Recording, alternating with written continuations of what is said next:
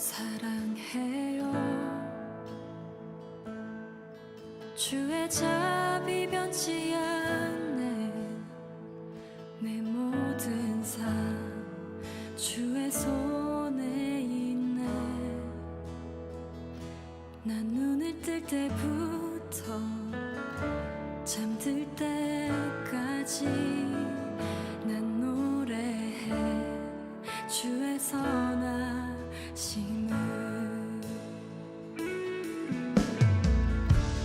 내 평생 신실하신 주, 내 평생 좋으신 하나님, 나의 호흡 끊길 때까지 난 노래해 주의 선하심을. 주의 음성 불 가운데 나린 너의 흑암에서 안위하시는 주님, 그는 나의 아버지, 그는 나의 친구. 난 거하리 주의 선하심에.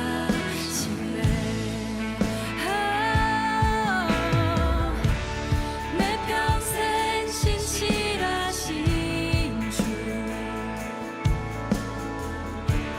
내 평생 좋으신 하나님, 나의 호흡 끊길 때까지 난 노래해 주의 선하심을. 내 평생의 선하심과 주의 인자하심, 정녕 나를 따르리니 두려움 없도다. 내 삶을 들여 주께 순복해 모두 드립니다. 주의 선하심 인자함 나를 따르리니. 내 평생의 선하심과 주의 인자하심, 정녕 나를 따르리니 두려움 없도다. 내 삶을 들여 주께 순복해 모두 드립니다. 주의 선하심 인자함 나를 따르리니.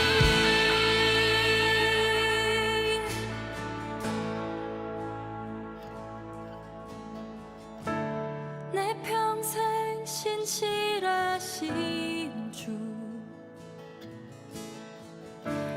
내 평생 좋으신 하나님, 나의 호흡 끊길 때까지 난 노래해 주의 선하심을.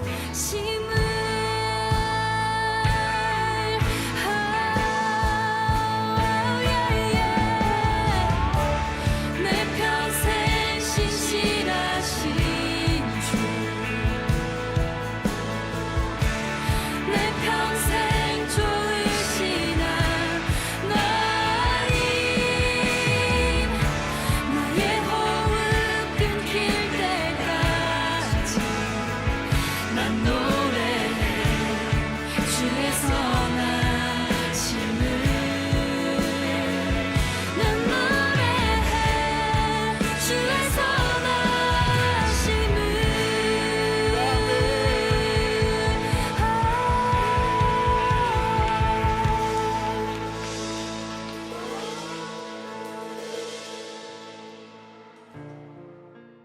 시편 23편 6절 말씀. 내 평생의 선하심과 인자하심이 반드시 나를 따르리니 내가 여호와의 집에 영원히 살리로다. 아멘.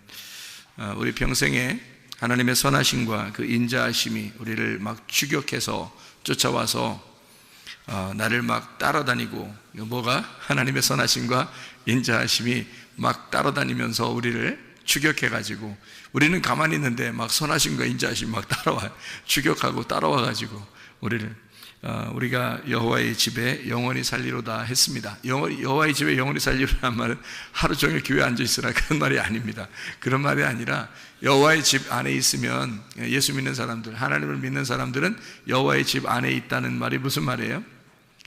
안전하다는 말이고요, 그게 건강하다는 말입니다. 그러니까 너희가 하나님의 선하심과 인자하심이 계속 추격해서 너를 따라오게 되면 너 건강하게 될 것이다 는 말이고요, 여호와의 집에 거하리로다 이 말은 하나님의 생명 안에 있을 것이다 그 말입니다. 하나님의 사랑 안에 있을 것이다 그 말이에요. 그러니까 하나님의 선하심과 인자하심이 막 쫓아오니까, 그러니까 하나님의 사랑 안에, 하나님의 집 안에 우리가 거할 것이다. 그게 천국이죠. 여호와의 집이 천국이란 말이에요. 그러니까 너희가 천국처럼 살게 될 것이다 그런 말이죠. 그러면 천국이란 말은 의와 평강과 기쁨이니까 기쁨으로 살게 될 것이다 그런 말이고요, 또 행복하게 살 것이다 그런 말이 되겠죠. 그죠? 천국은 행복이니까, 복이 있는 곳이니까 여호와의 집이 복. 그래서 하나님이 막 추격해서 우리를, 어떤 하나님이라면 좋으신 하나님, 사랑이 많으신 하나님이 막 따라온대요. 우린 가만히 있는데 막 주고 싶어서 막 따라온다는 거예요. 그 얼마나 행복한 일입니까? 그렇게 하면서 우리 보고 여호와의 집 안에 거하기를 원한다, 이렇게 끝까지 평생에 여호와의 집 안에 거하기를 원한다는 말, 행복하게 살기를 원한다, 너 건강하게 살기를 원한다, 너 하나님의 사랑 안에서 살기를 원한다, 너 생명을 얻고 살기를 원한다, 이제 그런 하나님의 빛 가운데 살기를 원한다. 어둠 말고 빛 가운데 살기를 원한다, 이제 그런 말씀이 되겠습니다. 요한복음 1장에 4절 말씀 보면요, 요한복음 1장 4절 말씀 보면 이런 말씀이 있어요. 뭐라고 되어 있냐면, 요한복음 1장 4절에는요 그 안에 생명이 있었으니 이 생명은 사람들의 빛이라. 그러니까 이 생명이 뭐예요? 이 생명이 뭘 말하는 거예요? 앞에 보니까 말씀을 말하는 거죠. 말씀이 하나님이신데 그가 예수님으로 계신 말씀인데, 그 말씀이 생명이 있대요. 살아있다는 말입니다. 말씀이 살아있다는 말이에요. 그러니까 이런 성경책이 살아있다는 말이에요. 막 글씨가 막 떠돌아다녀요? 그런 건 아니죠. 성경책이 떠돌아다닌다는 얘기가 아니라 이 말씀이 내게 왔단 말이에요. 내게 들어왔다. 이게 레마라는 말입니다. 레마로 내게 말씀이 들어오니까 그 말씀이 생명력을 가지고 생명이 있더라는 거예요. 살아있더라는 거예요. 그러니까 레마로 말씀이 들어오니까. 그래서 요한복음 6장 63절에는 이 말씀이 곧 영이요 생명이라 이렇게 되어 있거든요. 영이요 생명이라는 이 말씀은 레마라고 되어 있습니다. 레마라는 말씀이에요. 여기 요한복음 1장 1절에는 로고스 말씀이고요. 그러니까 로고스 말씀이 하나님이에요. 그 말씀이 그대로 존재하면은 우리하고 상관이 없죠. 레마라는 것으로 들어오려면 어떻게 돼야 되냐면 생명이 있어야 된다는 거예요. 살아있어야 된다는 말이고, 살아있으니까 빛이 돼야 되는 거예요. 그래서 살아있다, 빛이다. 그러니까 어둠을 향해서 빛이 되고 사망, 죽음을 향해서 생명이 된다는 말입니다. 이게 말씀이 된다. 말씀이 이 책 자체로만 있으면 나에게 아무 의미 없지만, 이 말씀이 내 속에 들어오면 생명이 되고, 이 말씀이 내 속에 들어오면 빛이 된다는 얘기입니다. 그렇죠? 그러니까 어둠 가운데 있지 아니하고 빛 가운데 있다라는 얘기고요. 어둠이라는 얘기는 어떻게 사는 걸 어둠이라고 그래요? 어둠으로 산다? 어떻게 사는 걸 어둠으로 산다 그러죠? 비정상적으로 살면 어둠으로 사는 겁니다. 비정상적으로 살면. 사람이 이렇게, 저도 비정상적으로 살아봤거든요. 인간이 인간답게 살아야 되는데 인간이 인간답게 살지 못하는 게 있어요. 그런 게 비정상적으로 산다는 거죠. 근데 비정상적으로 살다 보면 막 기쁘겠어요? 여러분? 막 행복하겠습니까? 그렇지 않아요. 여러분, 비정상적으로 살아보지 않으신 분들이 주로 있으셔서 잘 못 느낄지 모르겠지만, 비정상적으로 살아보면 말이에요, 굉장히 불안합니다, 여러분. 그러니까 영적으로 어떻게 될지를 모르는 거예요. 갑자기 어떻게 될지 모르겠다, 이런 느낌이 들어오고, 그 다음에 이러다 지옥 가면 어떻게 하지? 이런 느낌이 오기 때문에 불안해요. 항상 비정상적으로 이렇게 살다 보면 불안합니다. 그게 어둠의 삶이에요. 비정상적으로 사는 게. 그러니까 쉽게 얘기하는 거예요. 이게 어둠의 삶이라는 건 비정상적인 삶이다. 그러면 빛의 삶은 어떤 걸까요? 정상적인 삶이죠. 정상적인 삶이에요. 그게 정상적인 삶은 빛의 삶이에요. 그러니까 합법적이고 빛의 삶이고, 환하고 그러죠. 그러니까 환하다, 어둡지 않고 환하다, 빛이 있다 이 말이에요. 그러니까 정상적이란 얘기예요. 정상적으로 사는 사람은 뭐처럼 살아야 돼? 그러니까 사람답게 살면 되는 거예요. 아주 쉽죠. 목사는 어떻게 살아야 돼요? 목사답게 살아야 돼요. 목사가 목사답게 살지를 못하니까 힘들더라고요. 어둠 가운데 있더라고. 그런데 목사가 목사답게 살게 되면 지금은 말이에요. 지금은 제가 참 누가 이게 비난하면 그 사람이 이상한 사람이야. 왜냐하면 목사가 목사답게 살고 있으니까. 목사가 목사답게 살아야 돼. 집사는요? 집사는 부동산 이렇게 기웃기웃 하라는 거예요. 집사는 집사는 집사답게 살아야 되는 거예요. 그죠? 그러니까 성도는 성도답게 살아야 되는 거예요. 그러니까 우리 교회 교인들은요, 우리 교회 교인답게 살아야 되는 거예요. 그러니까 우리 교회 교인들은 우리 교회 교인답게 살아야 되니까 우리 교회를 사랑해야 되고, 교회를 자랑스러워해야 되고요, 말씀을 사모해야 되고 이런 거죠. 그죠? 교인은 교인답게 살아야 돼요. 목사는 목사답게, 집사는 집사답게 살아야 돼요. 그러니까 이게 정상이란 말이에요. 그러니까 정상적으로 살면 그걸 뭐라 하면 빛의 삶이다 이렇게 말하는 거예요.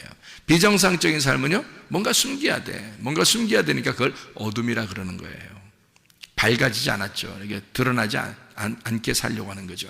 그런 삶을 위한, 그게 비정상이기 때문에 그렇습니다. 요한복음 1장 4절에 말하는 이 말씀이 어땠다고요? 생명이 있다. 그러니까 사망의 반대가 되어 있고 어둠의 반대인 빛이 되었더라. 이런 이야기를 하는 겁니다. 그러니까 어둠 가운데 빛이 오셨다는 얘기죠. 주님께서. 제가 아침에도 우리가 오후인가요? 오후에 성경 공부를 하면서 우리 같이 나눈 말씀들이 있는데요. 암을 예방하거나 또는 암을 걸렸는데도 고침받을 수 있는 방법이 있다는 얘기예요.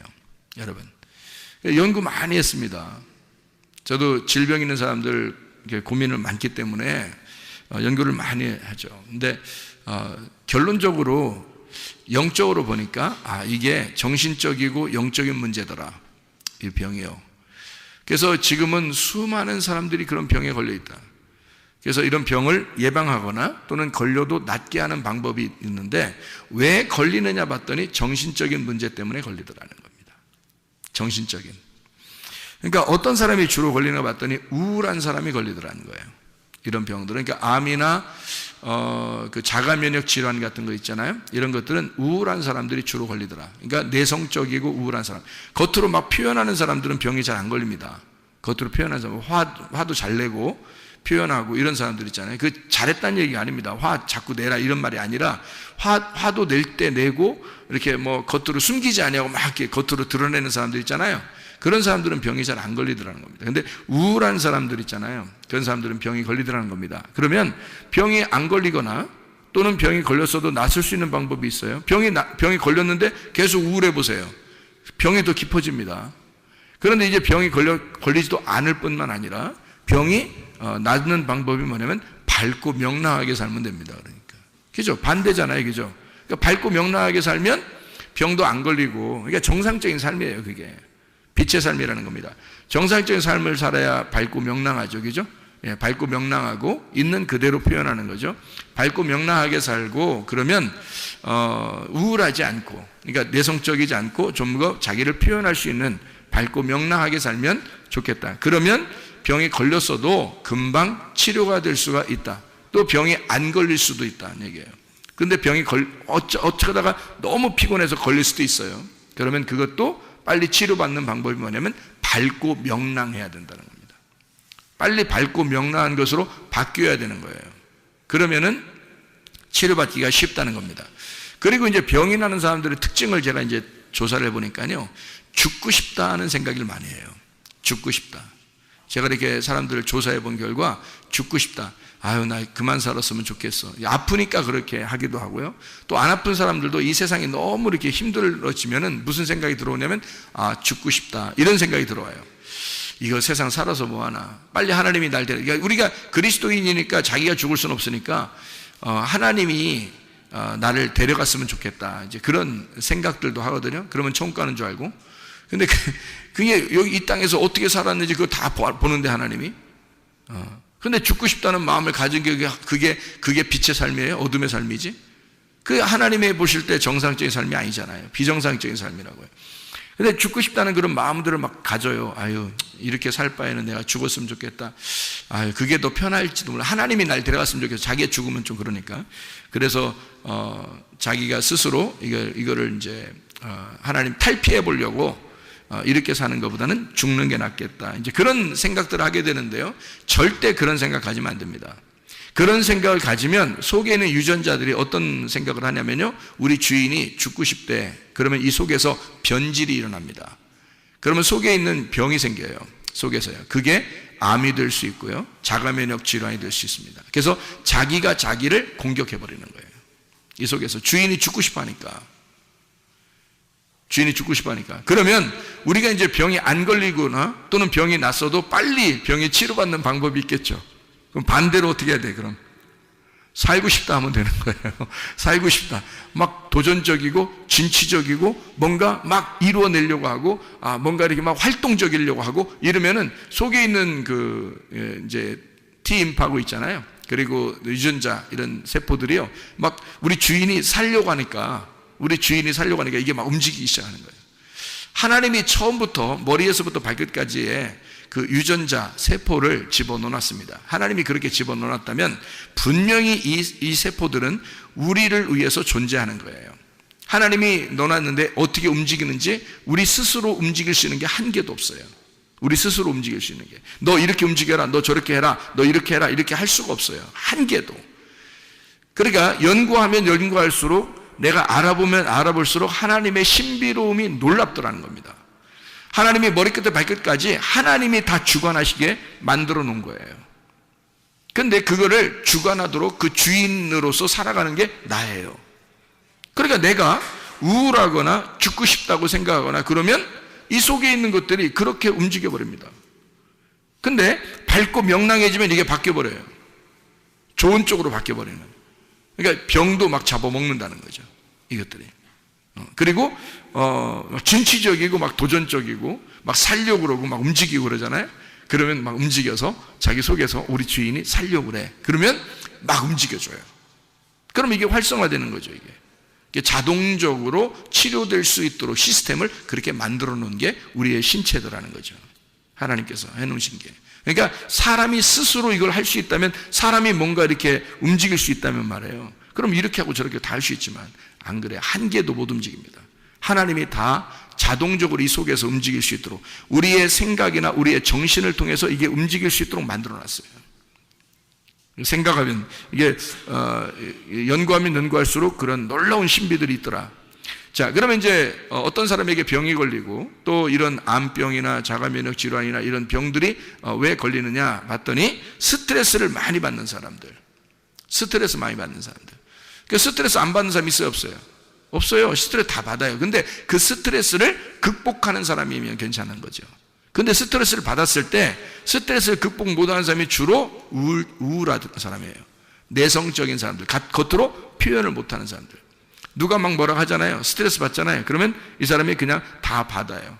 받아가지고 가만히 있어요. 그러니까 이 속에서 문드러지는 거야. 속에서 화가 나죠. 억울하고 화가 나고 자기는 잘못한 거 별로 없는데 속에서 막 이게 두근두근거리고 이렇게 되는 거죠. 저도 그런 거 당해본 적이 있는 것 같아요. 그러니까 이런 스트레스를 이렇게 받게 되잖아요. 자기도 모르게 속에서 균형이 깨집니다. 그러니까 어떤 병이 나올지 몰라요. 겉으로 표현 나오는 것은 속에서 병이 생겼기 때문에 나오는 거예요. 그러니까 겉으로 그냥 나오는 병이 겉에서 뭐가 잘못돼서 이런 건 뭐 어디 부딪혀서 뭐 아니면 뭐 이렇게 찢어지거나 부딪혀서 멍이 들거나 이런 건 겉으로 그런 거죠. 그런데 속에서 대부분 속병이라는 건 대부분 이래서 나오는 거예요. 스트레스 같은 거 많잖아요. 그죠? 그러니까 스트레스 때문에 병이 많이 난다. 그러면 스트레스를 받지 말아야 되겠죠. 그죠? 스트레스를 받지 말으면 그러면 병이 안 걸리겠네요. 병이 걸렸다가도 스트레스를 안 받으면, 스트레스 받지 않으면 그럼 병이 치료받을 수 있겠네. 그죠? 예.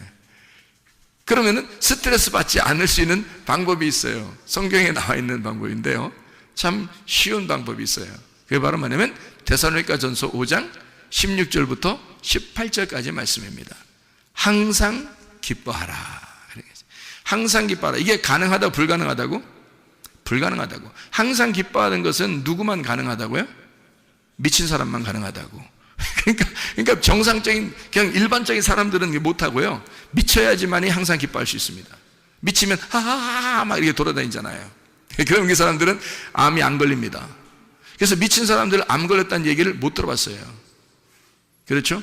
그러니까 이 세상에 돌아다니는 거지들도 암이 걸렸다든지 위장병 걸렸다든지 소화가 안 된다든지 그런 게 한 명도 없습니다. 희한하죠? 예. 그 사람들은 왜 우리보다 더 안 좋은 음식을 먹는데도 왜 그렇게 소화를 잘 시키고 위장병도 없고 그렇게 건강하게 살아갈까요? 스트레스를 많이 안 받는 겁니다. 기뻐하는 겁니다. 그냥 감사하고 기뻐하는 거예요. 그러니까 기뻐하고 쉬지 말고 기도하고 범사에 감사하는 거예요. 그게 하나님의 아버지의 뜻이라고 나오잖아요. 그러니까 우리 뜻이 아니에요. 아버지의 뜻이란 말이에요. 그러니까 우리는 우리 뜻대로 살지 말고 아버지의 뜻대로 사셔야 됩니다.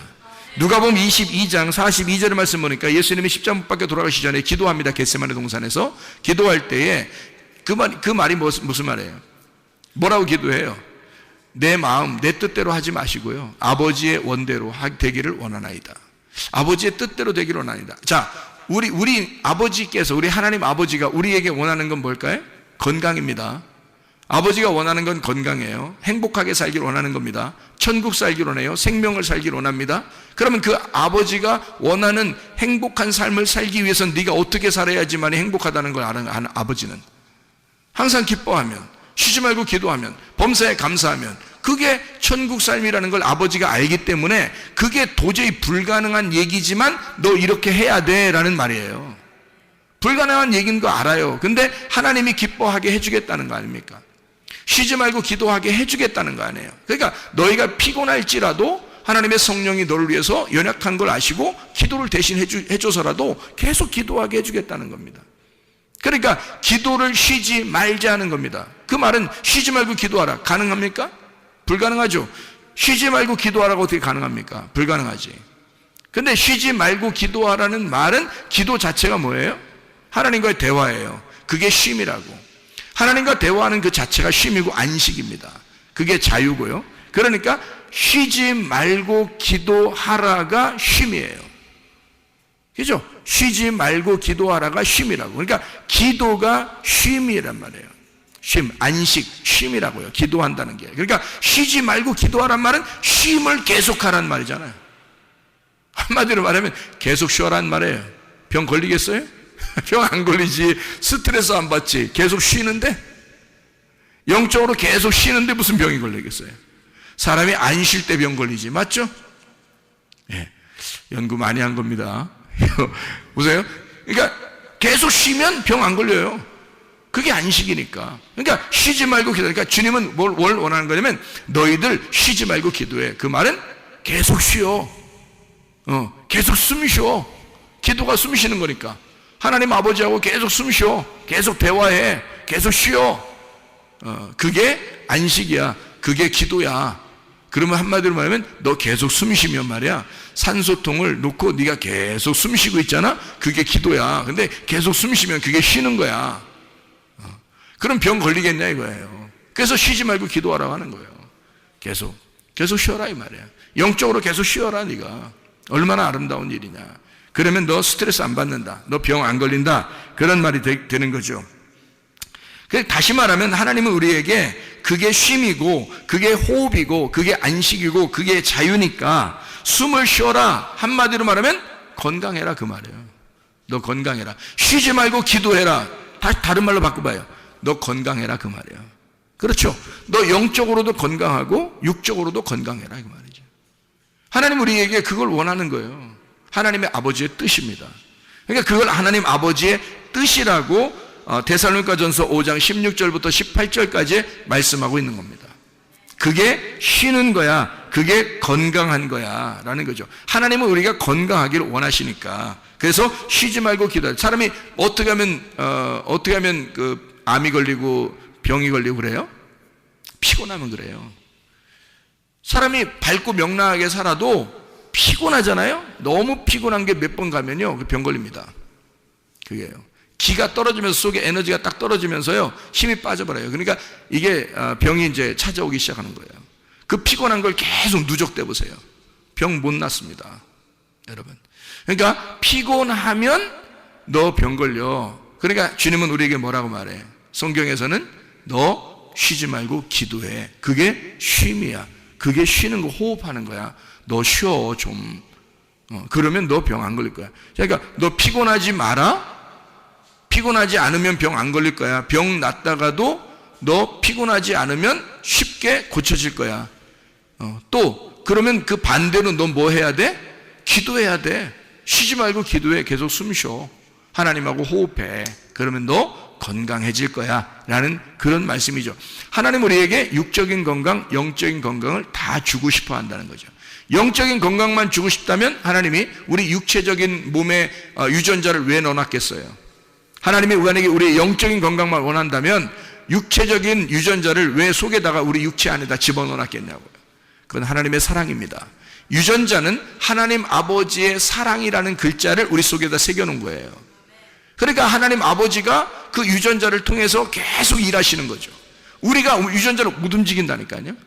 우리는 생각하고 우리는 말하고 우리는 행동한다. 그게 사람이니까. 우리는 생각하고 우리는 말하고 우리는 행동한다. 우리는 그렇게 살아가고 있는데 속에서 유전자는 우리가 생각한 대로, 우리가 말한 대로, 우리가 행동한 대로 움직이는 거예요. 그걸 누가 집어넣어놨기 때문에? 아버지 하나님이. 그래서 아버지 하나님이 그걸 집어넣어놔서 이 속에서 혼자 일하는 거예요.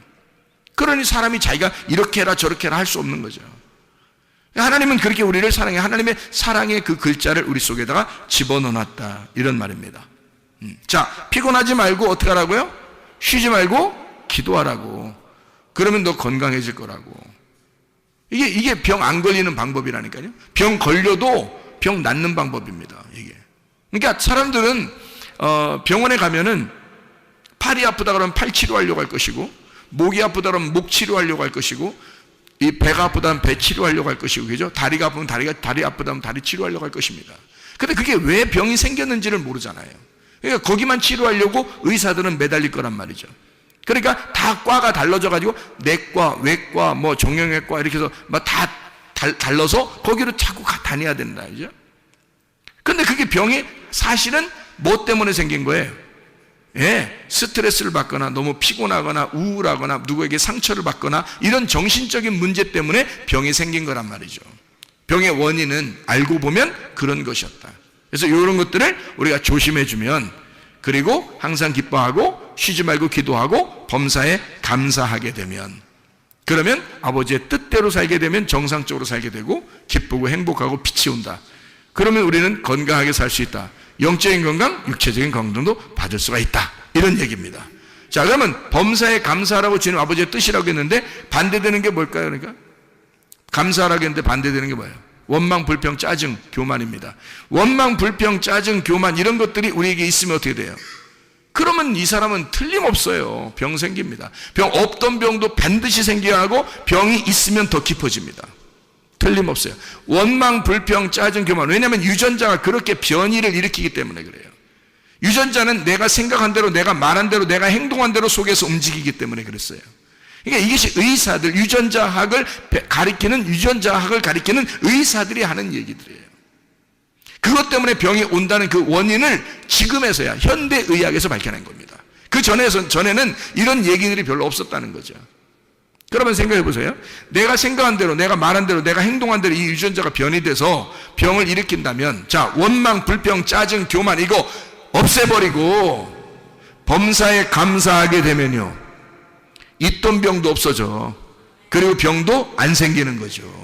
생각을 해보시라고요. 왜냐하면 속에 있는 유전자가 내 생각과 내 말과 내 행동을 따라서 움직여주니까. 하나님이 그렇게 만들어 놨으니까 우리 속에다가. 어린아이들에게 더 발달되어 있고 이게요, 점점점 자라나면서 이게 자기 생각들이 너무 많아지면서 이게 점점 약화되어 있습니다. 어린아이들이 더 발달이, 그래서 어린아이들이 더 건강한 거예요. 이게요. 어린아이들은 순수하니까 자기들 생각 없이 그냥 막 자기들은 놀고 운동하고 그냥 뭐 먹고 이렇게 하는데 속에 유전자는 계속 활동하고 있단 말이죠. 좋은 유전자들이. 근데 어른들은 점점 자기 생각이 점점 많아져요. 특별히 뭐 검사 한번 받아가지고 아유 큰일 났다 나 이런 병 걸렸대. 그러면 이제 그 다음부터는 낫기 힘든, 이제 뭐 푹 쓰러져 버려요. 다리 힘 탁 풀려버리고 이렇게. 그러면 누가 일으켜? 혼이 벌써 다쳤는데, 혼이 상처를 입었는데 누가 일으켜 그 사람을? 성경에도 나와 있는 얘기인데, 너희의 혼이 망가졌는데 어떻게 누가 너를 일으키겠느냐 이거야. 그거예요. 범사에 감사해. 원망, 불평, 짜증, 교만 하지 말고 범사에 감사하라. 이거는 범사에 감사하라는 말도 불가능한 얘기예요. 그럼 범사에 감사하라는 얘기는 누가 감사를 만들어주겠다는 거야? 하나님이 너 감사만 생각하게 되면 감사할 일들 만들어주겠다는 얘기 아닙니까? 그렇죠? 그러니까 이게 그래야 가능한 거니까. 범사에 감사하라 그러면 뭐 하라는 거예요? 그 범사에 감사하게 되면 야, 이래도 감사 저래도 감사. 나 솔직히 말해서 저요 옛날에 병이 있었거든요. 근데 하나님 앞에 내가 회개하고 은혜를 받고서 병이 고침받았거든요. 그 병이 고침받고서 내가 하나님 앞에 이상하게 그냥 감사해요. 감사할 일들을 막 생각해요. 그러면 지금 막 감사할 일들을 막 그 1초 단위로 감사할 일들이 계속 있어서 내가 감사할까요? 그냥 감사하고 싶어요. 그냥 감사하고 싶고, 주님 나를 은혜를 베풀어 주셔서 너무 감사합니다. 그래서 그냥 감사하거든요. 그냥 감사하니까 다른 그 불평, 불만, 짜증, 교만 이런 게 별로 없어지더라고요. 그냥 감사가 막 생겨나더라고요. 그러니까 몸이 뭐 이렇게 조금 뭐 안 좋으려고 하다가도 그냥 감사하고, 그러니까 이 말은 하나님께서 나보고 감사하라. 그러면 감사하라 그러면 막 나보고 명령했다 그러면 사실 하나님이 나한테 감사하라, 너 감사해야 돼. 근데 감사할 조건이 하나도 없는데도 막 감사해야 돼? 이상하잖아. 근데 하나님은 우리 보고 범사에 감사해 라고 얘기했단 말이에요. 그러면 하나님이 도와주겠다는 얘기야. 아니 우리가 태어날 때부터 유전자를, 좋은 유전자를 속에다 집어넣는 하나님이 뭐는 못 해주겠어? 그렇죠? 그러나 내가 감사하려고 생각하고, 내가 감사하려고 말하고, 내가 감사하려고 행동하게 되면 그 하나님이 나를 그 나의 생각과 말과 행동에 같이 일하신다는 말이지. 무슨 말인지 알겠어요? 그러니까 범사에 감사해 라는 말은 하나님이 내가 도와줄게 그 말이잖아요. 내가 도와줄게. 그리고 너 건강해야 돼 그 말이에요. 너 감사해봐. 그게 건강이야 이런 거 아니에요. 너 감사 안 하면 불평, 불만, 짜증, 교만 이거 나오면 그거 이기기 힘들다. 그러면 그게 병을 일으키는 거야. 그러면 범사에 감사해. 너 건강해야 돼 그 말이고요. 내가 너 도와줄게 감사하도록. 너 감사할 생각만 해봐. 감사할 말만 해봐. 감사할 행동 그건 뒤에 거고 생각을 먼저 해봐. 감사하려고 생각 한번 해봐. 여러분 부부사랑도 그렇더라고요. 결혼하고서 부부사랑하면 우리 이 세상 우주 전체에서, 우주라고 하면 좀 뭐예요? 지구 전체에서, 지구도 너무 넓고요, 한국 전체에서요, 자기 아내가 가장 예쁩니까? 자기 아내가 가장 예쁘고 멋있어요? 그렇게 생각하고 결혼하면 착각입니다. 다 그거 아닌 것도 불구하고 결혼하는 거예요. 그러면 이게 내가 내 아내를 합법적으로 얻었으니 이 합법적으로 내가 그 아내와 함께 사는 것은 정상적이란 얘기입니다. 그러니까 이 정상적인 행동을 기뻐하는 거예요. 그러니까 나는 내 아내만 가장 예쁘다고 바라보고 내 아내만 행복하게 내 아내에게만 같이 살아야지라고 계속 정상적으로 생각을 하는 겁니다. 그렇죠? 그거 이렇게 하는 게 어렵냐고요. 그거 아니라고요. 생각을 그렇게 하는 거예요. 내가 생각을 그렇게 집중을 하니까, 생각을 그렇게, 나는 내 아내만 바라볼 거야, 나는 내 아내만 생각할 거야, 나는 내 아내하고만 행복하게 살 거야. 그러니까 내 아내가 이 온 우주, 지구, 우리나라에서 가장 예뻐서가 아니라 내 아내만 나에게 합법적으로 내게 보여진, 내 눈에 보여진 아름다움이야 라고 내가 정상적으로 생각하기 시작하면 말이에요. 생각을 그렇게 하면 내 속에는 유전자가 어떻게 되겠어요? 그렇게 움직인단 말이에요. 이해가 돼요? 생각을 그렇게 하면, 범사에 내가 감사하리라 라고 생각을 하게 되면 유전자가 따라온다는 거지. 하나님이 날 도와주기 시작한다는 거예요. 여러분, 내가 이렇게 하리라, 내가 이렇게 하리라 라고 결심을 하게 되면 말이에요, 내가 주님을 사랑하리라, 내가 교회 예배를 참석하리라, 내가 기도하리라 라고 결심하고 생각을 하게 되면 내 말과 행동이 따라오게 되는 것이고, 속에 있는 유전자는 같이 움직인다는 겁니다. 하나님은 나와 함께 동행하는 것이죠. 이게 하나님이 나를 도와주신다는 거죠. 그러니까 범사에 감사하겠다라고 생각하는 거예요.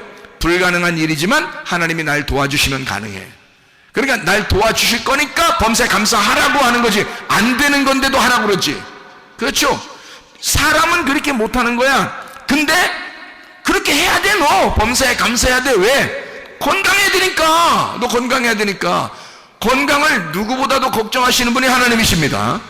그러니까 이 하나님이 우리 보고 너 건강해야 돼, 그 말 명령하는 거예요. 너 건강해야 돼, 이렇게 하나님이, 창조주 하나님이 우리 보고 너 건강해야 돼 라고 명령한다면 얼마나 감사한 일이겠어요? 그게 이런 거예요. 너 항상 기뻐해야 돼. 무슨 뜻인지 아시겠죠? 쉬지 말고 기뻐해야 돼. 무슨 뜻인지 아시겠죠? 범사에 감사해야 돼. 무슨 뜻인지 아시겠죠? 너 건강해야 돼. 그 말입니다. 너 행복해야 돼. 너 천국을 살아야 돼. 너 생명으로 살아야 돼. 너 빛으로 살아야 돼. 그게 정상적으로 사는 거야. 너 생각만 해줘. 그러면 내가 널 따라다닐게. 생각만 네가 해줘봐. 내가 너 따라다닐게. 이런 말입니다. 생각이 어떠하냐에 따라서 하나님은 우리를 따라다니시고 그 건강하게 만들어 성경에 있는 거를 그대로 내 속에다 적용을 시키는 거예요. 하나님 말씀과 내가 떨어져 있으면 아무 상관없는 말씀이죠. 그러나 이 말씀이 내게 들어오기 시작하면 생명이 된단 말이에요. 빛이 된단 말이에요. 레마가 된단 말이죠. 생명력이 된다는 거죠. 이게 말씀이 내게 역사하는 그 말씀이 돼버린다.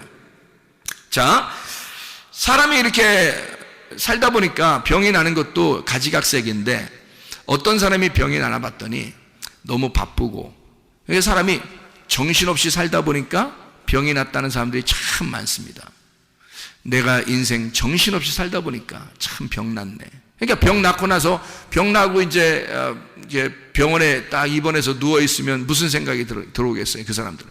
내가 입원한 사람 병원에 이제 가서 이렇게 병문안 가잖아요. 그러면 그 사람들 중에서 많은 사람들이 이런 얘기를 합니다. 뭐라고 얘기하냐면, 내가 정신없이 살아서요 이렇게 병이 났어요. 내가 미리 좀 알았으면 좀 쉬엄쉬엄 할 걸 그랬어요. 내가 정신없이 살았습니다. 너무 바쁘게 살았어요. 이러다 보니까 병이 났습니다 라는 사람들이 꽤 많더라고요, 여러분. 왜 정신없이 살아요, 그럼? 정신없이 살면 안 되겠죠. 정신없이 살면 그러니까 뭐 걸려요? 병 걸려. 그리고 또 병 걸리고 난 다음에도 정신없이 살면 병이 안 나서. 하나님 우리에게 뭘 줬어요? 정신을 줬는데. 그러니까 뭐 차리고 살아야 돼? 정신 차리고 살라고 분명히 우리 성경에서 우리 보고 정신 차리고 살라고 그러잖아요. 정신 차리고 살아야 되는데 왜 정신없이 살아? 그러니까 정신 좀 차리고 삽시다. 우리가 정신 차리고 살면 될 거 아니에요? 건강할 거 아니에요? 너희도 정신 차리고 살아라. 하나님 우리에게 정신을 주시고 그 맑은 정신을, 맑은 하나님의 영을 우리에게 주신 것은 너 정신 차리고 살아라는 얘기 아니야. 그럼 정신 차리면 어떻게 된다는 얘기야? 건강하다는 얘기야. 너 정신 차리고 살아. 그 말은 너 건강해야 돼. 그 말이에요. 그럼 정신없이 내가 요즘 정신없는 것 같은데 너 그 병 걸려. 병 있으면 속에서 막 번져나가. 정신없이 살면. 그러니까 이제 오늘부터 어떻게 해야 돼? 우리가 정신 차리고 살아야 되는 거지. 정신 차리고. 밥을 먹을 때도 정신 차리고 먹어야 돼. 정신없이 그냥 막 먹어야 돼. 응? 그냥 밥 먹을 때 그냥 확 1분이면 밥이 다 없어지는 사람이 있어. 어떻게 먹었다는 얘기야? 생겼다는 얘기야. 그냥 응? 그냥 숟가락으로 그냥 이렇게 밥그릇 들고서 숟가락으로 넘겼다는 얘기야. 그냥 무조건 이게 삽으로 퍼서 이렇게 넘기듯이 넘겼다는 얘기예요. 이게 정신 있이 먹은 거예요? 정신 없이 먹은 거예요? 정신 없이 먹은 겁니다. 나중에 속에서 문제가 생기겠어요? 안 생기겠어요? 속에 문제가 생깁니다. 그럼 정신 있이 먹으면 어떻게 될까요? 정신 있게 먹으면 꼭꼭 씹어서 먹겠죠. 꼭꼭 씹어서 정신 차리면서 먹겠지. 그러니까 오래 걸리더라도 정신 차리고 꼭꼭 씹어서 물도 씹어 먹을 정도로 정신 차리고 먹는 거야. 무슨 말인지 아시겠어요? 그러면은 건강할 수밖에 없다는 얘기죠. 뭘 해도 정신 있게 하자는 얘기입니다. 정신 없이 하면 내가 너무 바빠. 나 오늘 너무 막 정신을 여기서 야 불러잖아. 네 하면서 막 달려가가지고 줄 걸려서 너무 줄 걸리면 뭐 저런 거 막 툭툭 떨어지고 뭐 이런 스피커 같은 거 떨어지려고 그러고 정신없이 가니까. 자, 누가 불렀어요. 정신 있게 하면 어떻게 해요? 네? 하고서 생각을 해봐야지. 먼저 내가 지금 저까지 가는 거리에 내가 어떻게 가는 장애물은 무엇인지, 여기에 뭐가 있는지, 지금 저기에는 어떤 장애물이 있는지 이걸 딱 파악하고 걸어가면 이게 정신 차리고 가는 거죠. 근데 정신없이 가면 무조건 달려가는, 일단 무조건 달려가요. 그러다가 스피커 넘어질 뻔했죠. 그 다음에 키보드 막 넘어질 뻔했잖아요. 줄 걸려서. 이게 한두 건이 아니에요, 여러분. 그 어떤 사람이에요? 정신 없는 사람이라는 거죠. 너무 바빠요. 그래서 제가 불러다 놓고 뭐라고 했냐면요, 정신 좀 차리자. 응? 다른 말 아니죠? 정신 좀 차리자. 그러면서 하는 말이, 왜 그랬어? 왜 이렇게 바빠? 왜 이렇게 급해? 왜 이렇게 조급해? 왜 그런 거야? 잘하고 싶어서. 잘하려고 하지 마. 그냥 안 넘어뜨리는 게 최고 잘하는 거야. 비싸. 저거 넘어뜨리면 끝나. 응? 그러니까 차라리 안 잘해도 돼. 그냥 천천히 가.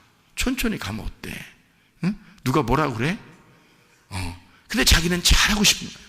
잘해주고 싶은 거예요. 막 빨리 잘 보이고 싶은 거예요. 그러니까 이게 조급한 거죠. 정신없이 되는 겁니다.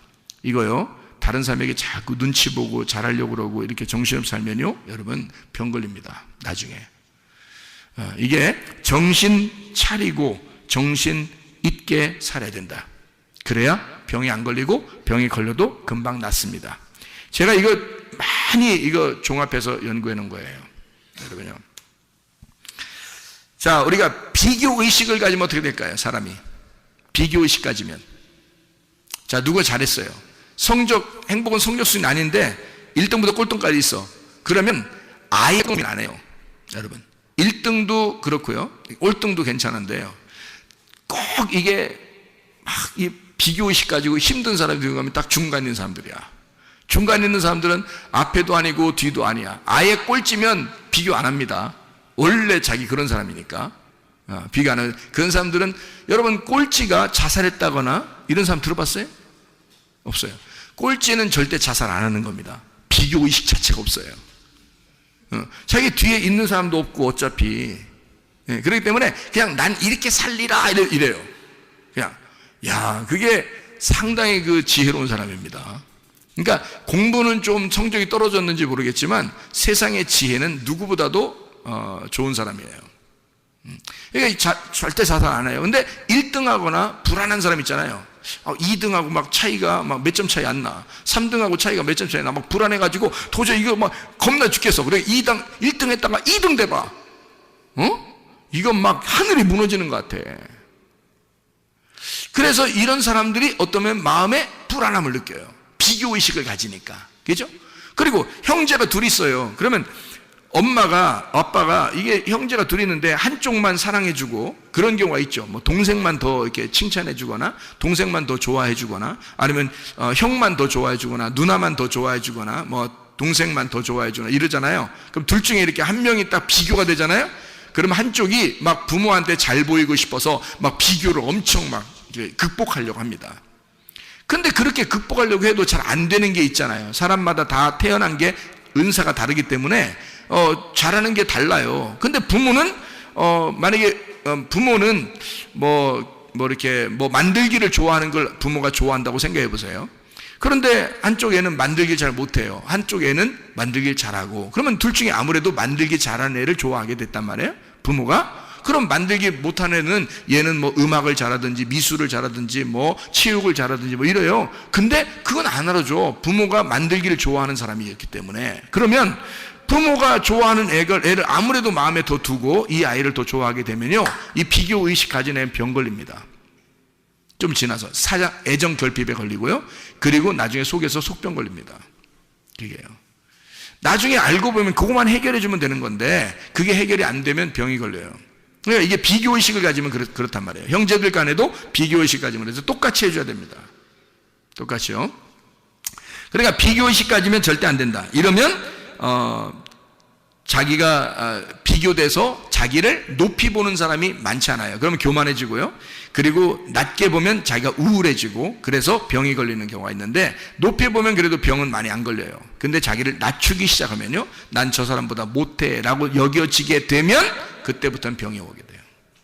그러니까 항상 병은 어떤 사람에게 오냐면 밝은 사람보다 어두운 사람에게 오게 돼 있는 거예요.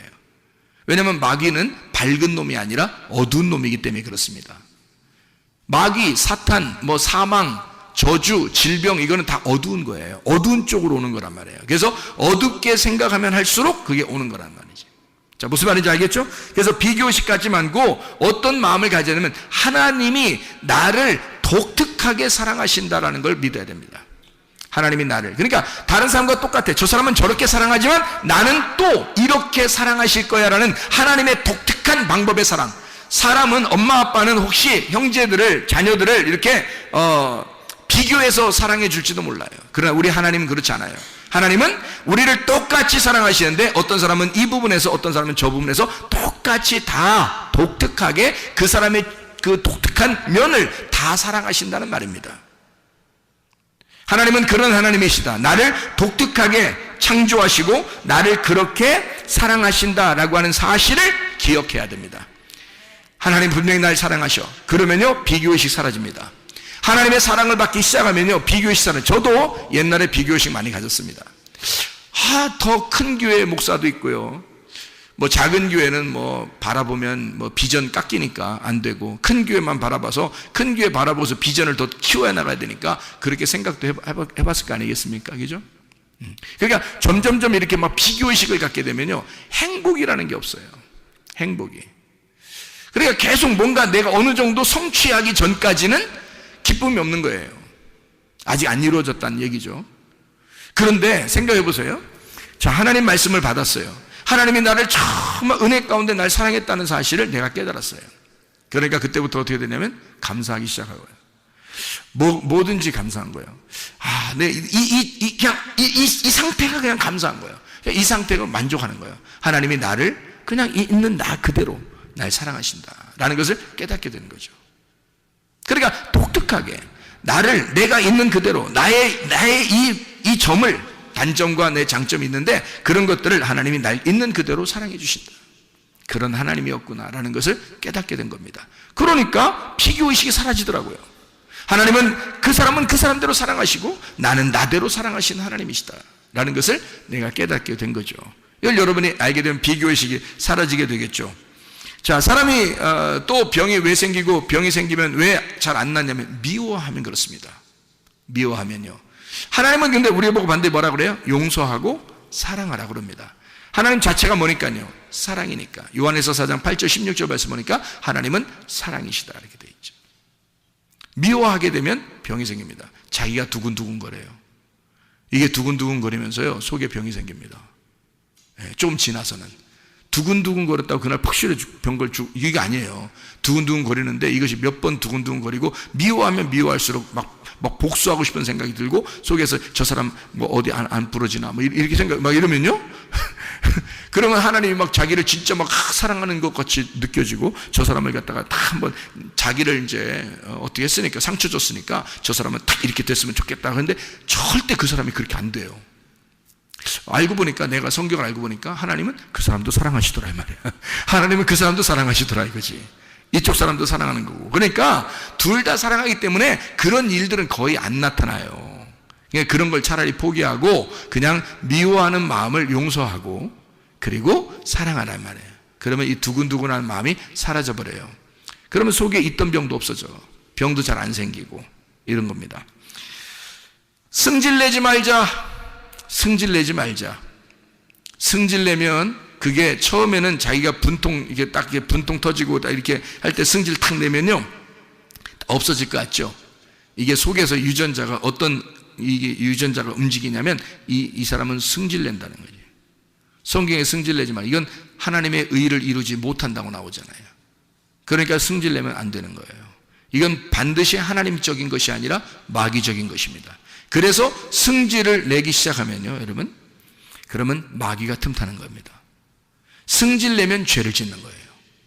승질 내기 전까지는 죄를 짓는 게 아니에요. 근데 승질 내는 순간 죄를 짓는 거예요, 여러분. 마귀는 그 죄를 통해서 들어오니까요.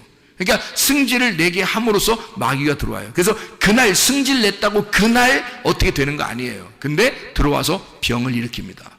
그리고 그 병이 있는 사람은 더 안 낫습니다. 승질 내면. 그래서 승질 나면요, 빨리 이것을 해결해야 돼요. 어떻게? 부드럽게 부드럽게 만들어야 돼, 자기를. 자꾸 부드럽게 만들어야 돼.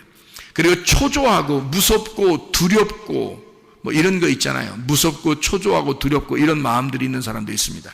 그런 사람들은 담대해야 돼.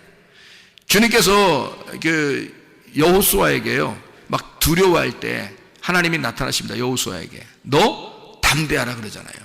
두려워하지 말고 담대하라 그러죠. 모세에게도 그러죠. 그리고 예수님 제자들에게, 숨어있던 제자들에게 예수님이 나타나가지고 너희들 평강할지어다 그러죠. 왜냐하면 두려워하는 자들에게 평강을 주는 거예요. 내가 함께 있다는 얘기입니다. 그 말이 평강할지어다. 그 말이 내가 너와 함께 있을게. 나 너와 함께 있는 거 몰라?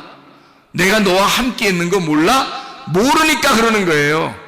모르니까 두려운 거야. 초조하고 무서운 거예요. 무슨 말인지 알겠습니까? 네가 정말 내가 너와 함께 있는 거 알아? 그러면 그렇게 되겠습니까? 무섭지 않게 되겠죠. 그죠?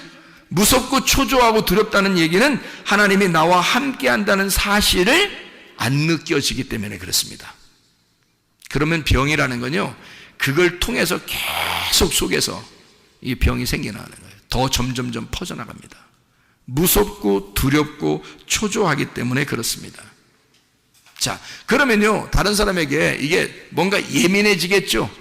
예민해지니까 사람이요, 초조하고 조급하고 급하고 막 이런 사람들 있잖아요. 그런 사람들은 예민하잖아요. 그러니까 예민하니까 어떻게 돼요? 날카로워집니다. 날카로워지는 사람이 어느 날 있다가 갑자기 병이 생기는 거죠. 또 병이 생긴 사람은 병 때문에 또 더 날카로워지는 겁니다. 그럼 물론 이해를 해줘야 되죠. 하나님께서 사랑이시니까 그의 날카로움을 자꾸 이해해 주긴 해야 됩니다. 그렇다고 해서 날카로움이 좋은 거기 때문에 계속해서는 안 되는 거죠. 날카로움은 나쁜 거거든요. 날카롭게 행동하는, 날카롭게 막 지적하고 날카롭게 짜증내고 이런 사람이 있어요. 그거 하지 말라는 겁니다. 병 있는 사람은 병이 더 깊어진다. 그러면 이 사람 병 없던 사람도 병 생긴다. 그렇게 하면 날카롭게 짜증내고 지적하고 그러지 말자. 자, 어떻게 하자 그럼? 부드럽게 격려하자. 말 똑같은 말인데 날카롭게 하면 잘 안 들어도 부드럽게 격려하면 알아듣습니다. 더 알아들어요. 그러니까 일부러라도 부드럽게 격려하기를 시작하자. 그러면 병 있던 병도 없어진다. 병도 안 걸린다. 이게 통계적으로요. 통계적으로 좀 연구해서 얘기하는 겁니다. 여러분, 암이나 자가 면역 질환 이거 걸리지 않고 걸려도 낫는 방법들이에요. 이게. 왜냐하면 이 모든 병들은 대부분 정신적으로 오기 때문에 그렇습니다. 그래서 이거를 우리가 방지하고 그리고 병이 걸렸어도 낫게 하는 방법, 이런 얘기들입니다. 우리가 말씀을 통해서 이런 것들을 알게 되는 거죠. 자, 몇 가지만 이제 이야기하고 마치도록 하겠습니다. 웃지 않는 사람하고 같이 동행하지 말길 바랍니다. 웃지 않는 사람하고. 자, 어떤 사람이 잘 안 웃어요? 웬만큼 웃겨도 안 웃는 사람들이 있어요. 근데 조금만 웃겨도 엄청 웃는 사람들이 있어요. 그게 누구냐면 애들입니다. 파악하셨나 모르겠어요. 여러분, 어른이 되면 될수록요, 사람이 찌들어 있어요. 인생이 찌들어 있으니까 이 사람들은 잘 안 웃어요. 설교도 보통 웃겨서 웃지도 않아. 근데 애들은 말이에요, 그냥 제목만 들어도 웃는 애들이 있어. 설교 제목만 들어도 가지가지 합시다 이러잖아요. 가지가지 됩시다. 그러면요, 애들이 그냥 웃겨요. 웃기다 그래요. 재밌다 그러고. 그러니까 애들이 받아들이는 거, 어른들은 뭐 가지가지 하지 뭐 이런다고. 진짜 웃긴 얘기인데 안 웃기대. 그러니까 어른들이라고 하는 게 자기들이 표시를 내는 거예요. 나 어른이야. 그 말은 너 죽을 때가 다 됐다는 얘기야. 자기가 한마디로 말하면 안 웃기다는 얘기야. 근데 그러니까 웃지 않는 사람하고 함께하지 말라. 그래야 건강합니다. 그럼 어떤 사람하고 우리가 같이 있어야 된다는 얘기예요? 어린 아이들하고 같이 자주 있어라. 어린 아이들하고. 그래서 진짜 부모에게 효도하는 것은 자녀가 결혼해서 애 낳고 자기 엄마 아빠한테 애를 맡기는 겁니다. 이게 가장 큰 효도인 것을 부모들이, 할머니, 할아버지들이 못 느낀다는 거죠. 야, 귀찮아. 일찍 돌아가시겠다는 얘기입니다. 이게 왜 그러냐면 할머니, 할아버지가 통계적으로요, 손자, 손녀를 돌보는 할머니, 할아버지가 더 오래 산다, 건강하게. 이게 통계적입니다. 효도하는 거예요, 여러분. 더 일찍 돌아가실 거를 늦춰주는 겁니다. 건강하게 살도록. 다시 말하면 어린아이들은 조그만 것 가지고도 웃기 때문에요, 이런 웃는 아이들하고 같이 있다는 것은 행복입니다. 그러니까 웃지 않는 사람하고 같이 동행하지 말라는 거야. 그런 사람도 우울한 사람하고 같이 이렇게 있잖아요. 그러면 함께 우울해져. 그럼 같이 병 걸립니다. 그래서 병자들끼리 같이 놀아, 이렇게 병자들끼리. 그런데 웃는 어린아이하고 같이 계속 놀아보세요. 있던 병도 없어져. 알아요? 자, 여러분, 암이라고 하는 게요, 매일마다 우리를 찾아오고, 암이라는 게 매일마다 우리 몸 안에 있다는 거 아시죠? 근데 매일마다 우리 속에 있는 유전자가 그거를 잡아먹고 있다는 얘기입니다. 매일마다 우리 속에 있는 좋은 세포가 그 암세포를 잡아먹고 있어요. 그래서 우리는 지금도 암 안 걸려 있는 사람으로 사는 겁니다. 그러면 이게 뭔가 있는 거야, 그죠? 내가 그렇게 명령하지 않았는데 속에서 자동적으로 일어나는 거예요. 어떨 때? 어린 아이들, 웃는 아이들하고 같이 자꾸 놀면요, 속에 있던 병도 없어져. 그리고 병도 안 걸려, 잘. 이게 축복이라는 걸 알아야 돼. 예. 이게 성경적인 이야기들이에요. 단순히 그냥 뭐 좀 웃어라 그러면 건강해질까, 그런 의미가 아니에요. 이거는 진짜 성경적인 이야기들입니다. 자, 음식을 맘대로 먹지 말자. 음식을 병 걸리지 않으려면 음식 맘대로 먹지 말자. 다시 말하면 음식을 가려 먹자. 자, 어떻게 가려 먹느냐가? 자, 햇빛도 가려서 쬐야 된다. 공기도, 산소 가려서 자꾸 마셔야 된다. 좋은 산소를 마셔야 되겠죠? 그리고 물도 자주 마셔야 한다. 그죠? 음식 가려 먹어야 됩니다. 또 운동도 가려서 해야 됩니다. 자기에게 맞는 운동을 찾아서 자꾸 운동을 해야 되겠죠. 그렇게 움직이는 거예요. 그러니까 이런 그 음식을 가려 먹고 운동을 자주 함으로써 자기가 건강해지겠죠, 그죠? 그러면 엉뚱한 음식을 먹으면요, 병 걸리게 돼 있습니다. 암이라는 한자에 음식 많이 먹어서 그렇다는 글자가 써 있다 그러죠, 그죠? 음식 잘못 먹어서 그렇다. 그러니까 암은 무조건 사람들이 생각할 때는 음식 잘못 먹어서 그런 병이 걸렸다라고 생각하는 사람이 있어요. 그렇지 않습니다. 잘 생각해 보세요. 음식만 잘못 먹어서 그렇게 되는 게 아니고요, 어떤 사람이 뭐 이런 건 얘기해도 되나 모르겠어, 교회에서 담배 폈는데 장수했어. 네? 술을 홀짝홀짝 마셨는데 100살 넘었어. 담배를 하루에도 계속 피는 할머니가 100살 넘었어, 건강하게. 그럼 어떻게 얘기할게요, 여러분이 어떻게 얘기할게요? 그 실제로 나오는 사건들이거든요. 그 사람 보고 물어봤대. 당신이 어떻게 해서 이렇게 건강하게 오래 살 수 있었습니까? 그러니까 담배 펴서 그런가 봐요. 그렇게 했단 말이에요. 근데 담배를 피고서 오래 못 사는 사람도 있어. 그죠? 그러면 여러분 뭐 어떻게 하겠어요? 여러분 어느 쪽? 기독교인이니까 아무래도 담배는 하지 말아야 되겠죠. 왜냐하면 속에다가 그리스도인이, 이 몸은 그리스도의 몸인데 여기다가 연기를 갖다가 이렇게 집어넣어서는 안 되겠죠. 만약에 이거를 집어넣는 게 원래 하나님의 뜻이라면 이 콧구멍을 밑으로 내놨겠어요, 위로 내놨겠어요?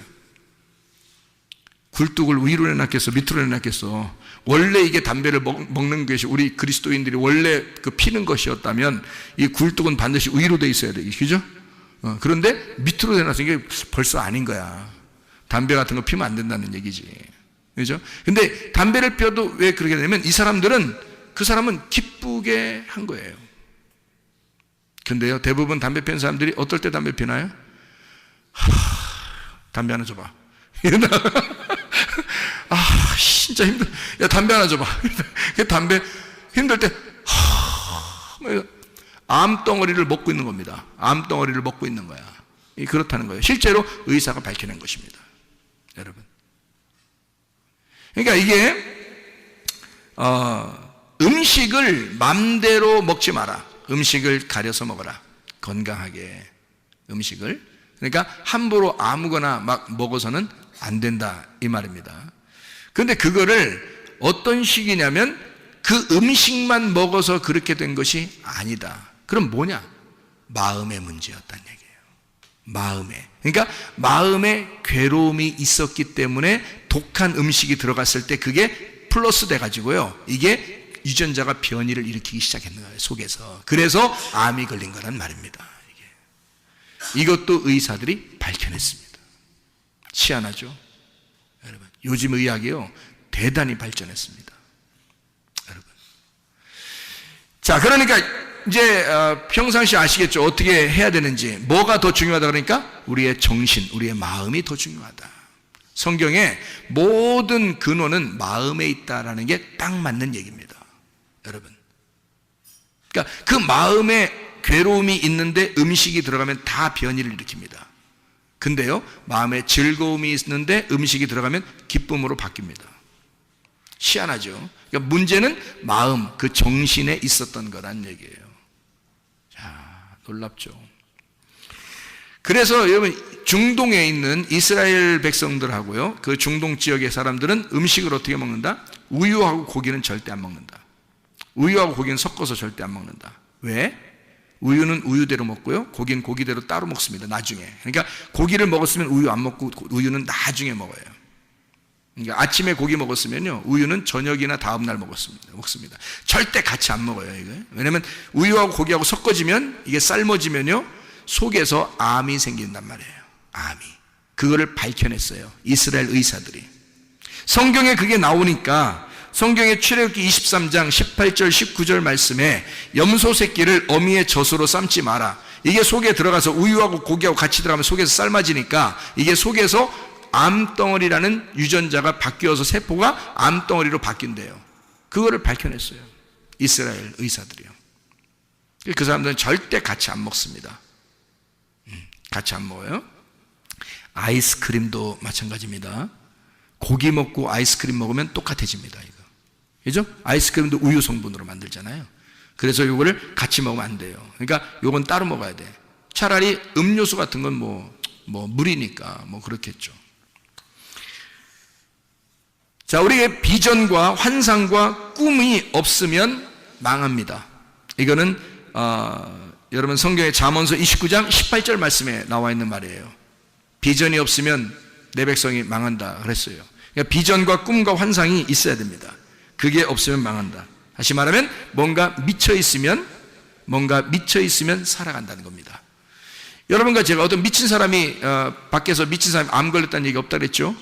그러니까 미친 사람들은 암이 안 걸립니다. 거지들도 암 안 걸립니다. 다시 말하면 마음이 편합니다. 이 사람들은 생각을 안 해요. 다른 생각들을. 그래서 그런 거예요. 그러니까 우리가 뭔가 한쪽에 막 이렇게 쏠려서 뭐가 열정적으로 그 하나를 이렇게 집중하게 되면요, 다른 병이 안 생깁니다. 그게 열정이 살아있다는 얘기예요. 꿈과 비전과 환상이 살아있다는 얘기입니다. 그러면은 뭐 하나에 미쳐서 살아간다. 다시 말해 우리가 딴 데 미치지 말고 기도에 미치고 예배에 미치고 찬양에 미치고 하나님께 미치고 그러면 하나님께서 우리에게 더 건강하게 해주신다는 거예요. 이왕이면 그리스도인이니까 그리스도인답게 살아가는 것입니다. 그러면 우리 건강도 하고 하나님도 기뻐하시고 우리도 기쁘게 살아갈 수 있고 그렇게 될 수 있는 거죠. 우울한 노래를 듣지 말자. 우울한 노래 듣는 사람들, 자살한 사람들 많습니다. 그리고 우울한 노래 듣다가 병 걸린 사람들이 많더란 얘기입니다. 그래서 우리는 노래를 들을 때 차라리 찬양 노래를 들을 때 밝고 신나는 노래들을 많이 듣자. 밝고 신나는 노래들. 그게 우리에게 건강을 가져오기 때문이다. 하나님은 우리가 건강하기를 원하시잖아요. 그죠? 마지막으로 사실을 받아들이지 말자. 사실을. 병이 있다는 사실을 받아들이지 말자. 그 말은 무슨 말이냐면 병이 분명히 찾아오거나 병이 오면요, 이게 검사를 합니다. 사람이. 그죠? 어디 아프니까 병원 가서 검사합니다. 그러면 병이 있다는 게 밝혀지죠. 그럼 병이 있다는 걸 밝혀지면 다리에 힘 풀려요. 그럼 그때부터 힘들어져. 이 사실을 부인해야 돼. 극구 부인. 무슨 말이냐면 내가 병이 있다 그러면 그래 좋아 있어. 그렇지만 하나님은 나를 치료하실 거야 라는 것을 플러스 시키란 말이에요. 그러면 그 사실과 하나님의 진리, 하나님의 말씀은 나를 치료하실 거야. 하나님은 분명히 치료의 하나님이시지 병을 주는 하나님이 아니라고 했으니까, 그러니까 하나님은 치료의 하나님이야. 나는 병이 걸린 게 사실이야. 근데 그 사실하고 하나님의 진리의 말씀하고 같이 합해놓자는 말이에요. 그러면 그게 진실이 됩니다. 사실로 살아가지 말고 진실로 살아가자는 말이에요. 자, 심장은 암이 걸린다 안 걸린다?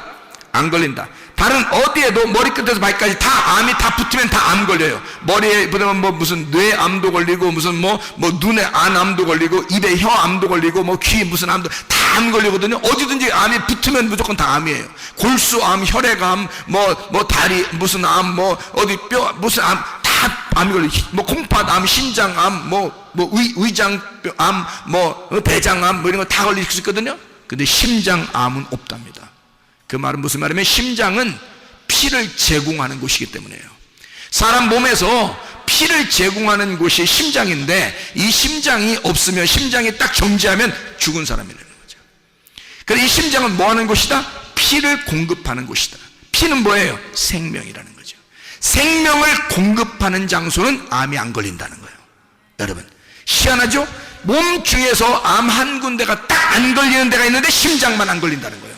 여러분, 그럼 다시 말하면 생명이 솟아나는, 피가 솟아나는 심장에만 암이 안 걸린대요. 그렇다면 우리가 생명을 전달하는 자는, 생명을 전달하는, 예수의 피를 전달하고 생명을 전달하는 자는 속에 있는 질병도 떠나가고 질병도 생기지 아니하고, 생명이 살아있으니 심장이 움직이고 있으니 하나님의 심장이 된 내가 움직이고 있으면 건강하게 된다는 것입니다.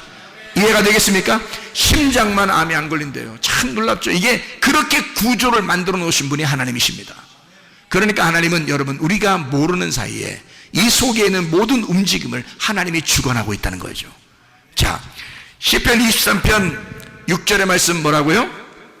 시편 23편 6절에 주님께서 우리를 선하심과 인자하심이 너희를 정령 쫓아와, 너희를 쫓아와, 라다프 한다는 거죠. 쫓아와 가지고 어떻게 한다? 너희를 따라와. 선하심과 인자하심이 너희를 반드시 따라온다는 거예요. 나를 반드시 따라와. 그래서 어떻게 한다고?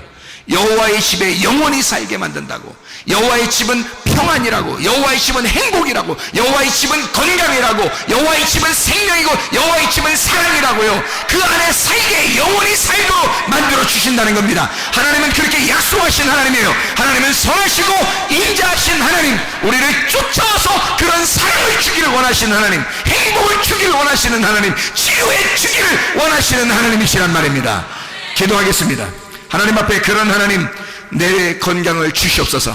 하나님, 내 몸에 건강 주시옵소서. 내게 생명을 주시옵소서. 내 속의 질병을 치료해 주시옵소서. 이런 선하신 하나님, 내게 역사해 주시옵소서. 지금도 살아계신 그 하나님 앞에 기도합니다.